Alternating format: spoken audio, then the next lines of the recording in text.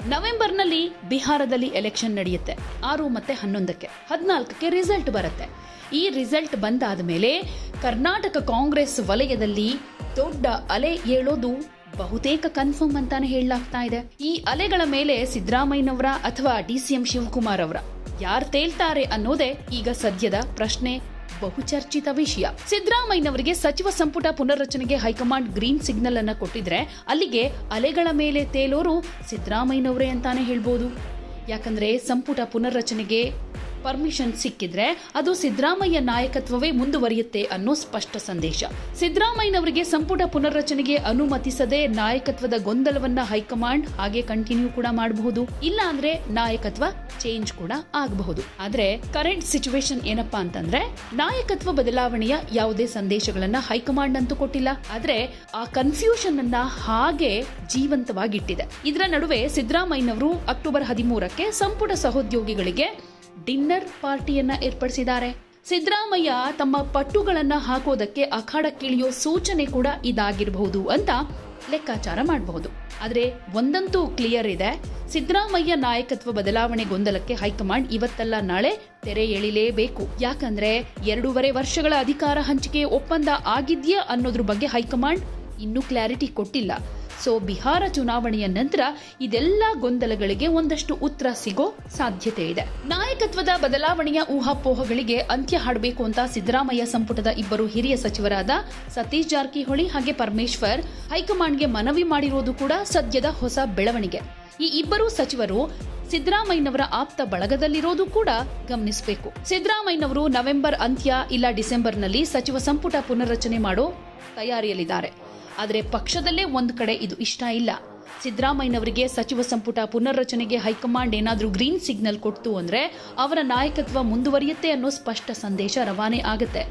ಹೀಗಾಗಿ ಸಚಿವ ಸಂಪುಟ ಪುನರ್ರಚನೆಯನ್ನ ತಡಿಬೇಕು ಅನ್ನೋದು ಸಿದ್ದರಾಮಯ್ಯ ವಿರೋಧಿ ಗುಂಪಿನ ಕಸರತ್ತಾಗಿದೆ.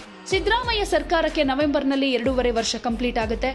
ಇದಾದ ಮೇಲೆ DK ಶಿವಕುಮಾರ್ ಅವರಿಗೆ ಸಿಎಂ ಸ್ಥಾನವನ್ನ ಬಿಟ್ಕೊಡ್ತಾರೆ. ಇದರ ಬಗ್ಗೆ ಈಗಾಗಲೇ ಒಪ್ಪಂದ ಆಗಿದೆ ಅನ್ನೋ ಮಾತು ಸರ್ಕಾರ ರಚನೆಯ ಕಾಲದಿಂದನೂ ಕೇಳ್ಬರ್ತಾ ಇದೆ. ಸಿದ್ದರಾಮಯ್ಯನವರು ಕೆಲವೇ ತಿಂಗಳ ಹಿಂದೆ ದೆಹಲಿಯಲ್ಲಿ ಹೈಕಮಾಂಡ್ ಅಂಗಳದಲ್ಲಿ ನಿಂತು 5 ವರ್ಷಗಳ ತನಕ ನಾನೇ ಸಿಎಂ ಆಗಿರ್ತೀನಿ, ಅಧಿಕಾರ ಹಂಚಿಕೆಯ ಒಪ್ಪಂದ ಆಗಿಲ್ಲ, DK ಶಿವಕುಮಾರ್ ಅವರಿಗೆ ಶಾಸಕರ ಬೆಂಬಲ ಇಲ್ಲ, ಅಸೆಂಬ್ಲಿಗೆ 2028ರಲ್ಲಿ ನಡೆಯೋ ಚುನಾವಣೆಗೆ ನನ್ನದೇ ನಾಯಕತ್ವ ಅಂತ ಸಾರಿ ಹೇಳಿದ್ರು. ಆ ಮೂಲಕ ಮೊದಲ ಬಾರಿಗೆ ಅಧಿಕಾರ ಹಸ್ತಾಂತರದ ಚರ್ಚೆಗೆ ತೆರೆ ಎಳೆಯೋ ಪ್ರಯತ್ನವನ್ನ ಸಿದ್ದರಾಮಯ್ಯನವರು ಮಾಡಿದ್ರು. ಇದಾದ ಕೆಲವು ತಿಂಗಳುಗಳ ಕಾಲ ನಾಯಕತ್ವ ಬದಲಾವಣೆ ಬಗ್ಗೆ ಚರ್ಚೆ ಸ್ಟಾಪ್ ಆಗಿತ್ತು. ಆದ್ರೆ ಈಗ ಮತ್ತೆ ಇದೇ ವಿಚಾರ ಚರ್ಚೆಗೆ ಬಂದಿದೆ. ಸಿದ್ದರಾಮಯ್ಯನವರಂತೂ 5 ವರ್ಷಗಳ ಕಾಲ ನಾನೇ ಮುಖ್ಯಮಂತ್ರಿಯಾಗಿರ್ತೀನಿ ಅಂತ ಹೇಳ್ಕೊಂಡು ಓಡಾಡ್ತಾ ಇದ್ದಾರೆ. ಹಾಗೇನೆ ದಸರಾ ಸಂದರ್ಭದಲ್ಲೂ ಇದನ್ನೇ ಹೇಳಿದ್ರು, ಮುಂದಿನ ವರ್ಷದಲ್ಲೂ ನಾನು ದಸರಾ ಉತ್ಸವದಲ್ಲಿ ಪುಷ್ಪಾರ್ಚನೆ ಮಾಡ್ತೀನಿ ಅನ್ನೋ ಭರವಸೆ ಇದೆ ಅಂತ. ಸೊ ಮುಖ್ಯಮಂತ್ರಿ ಗಾದಿಯಲ್ಲಿ ಇರೋರು ಪದೇ ಪದೇ ಹೀಗೆ ಹೇಳೋದು ಅಸ್ಥಿರತೆಯ ಲಕ್ಷಣ ಅಂತಾನು ಕಾಣಿಸುತ್ತೆ. ಹಾಗೆ ಹೈಕಮಾಂಡ್ ನ ಮರ್ಜಿಯಲ್ಲಿ ನಾನಿಲ್ಲ ಅನ್ನೋ ಸಂದೇಶ ಇದೆಯಾ ಇಲ್ಲಿ ಅಂತಾನು ಒಂದು ಡೌಟ್ ಕ್ರಿಯೇಟ್ ಆಗುತ್ತೆ. ಹಾಗೆ ಪರಸ್ಪರರನ್ನ ಪಳಗಿಸೋ ಕಸರತ್ತ ಇದು ಅಂತಾನು ಒಂದಷ್ಟು ಲೆಕ್ಕಾಚಾರ ಇಟ್ಕೊಳ್ಬಹುದು. ಆದರೆ ಯಾವುದೇ ಒಬ್ಬ ಕಾಂಗ್ರೆಸ್ ಮುಖ್ಯಮಂತ್ರಿ ಅವಧಿ ಪೂರ್ಣ ತಾವೇ ಮುಖ್ಯಮಂತ್ರಿ, ಮುಂದಿನ ಚುನಾವಣೆಯೂ ನಮ್ಮ ನೇತೃತ್ವದಲ್ಲೇ ನಡೆಯುತ್ತೆ ಅಂತ ಮಾತನಾಡೋದಿಲ್ಲ. ಅದು ಕಾಂಗ್ರೆಸ್ನ ಸಂಸ್ಕೃತಿ ಕೂಡ ಅಲ್ಲ. ಅಲ್ಲಿ ಎಲ್ಲವೂ ಹೈಕಮಾಂಡ್ನಿಂದ ಬರೋ ನಿರ್ದೇಶನ ಆಗಿರುತ್ತೆ. ಇದು ಸಿದ್ದರಾಮಯ್ಯನವ್ರಿಗೂ ಚೆನ್ನಾಗಿ ಗೊತ್ತಿದೆ. ಆದ್ರೂ ಹೀಗೆ ಮಾತಾಡಿ ತಮ್ಮ ತಂಟೆಗೆ ಬಂದ್ರೆ ಹುಷಾರ್ ಅನ್ನೋ ಸಂದೇಶವನ್ನಂತೂ ರವಾನೆ ಮಾಡಿದ್ದಾರೆ.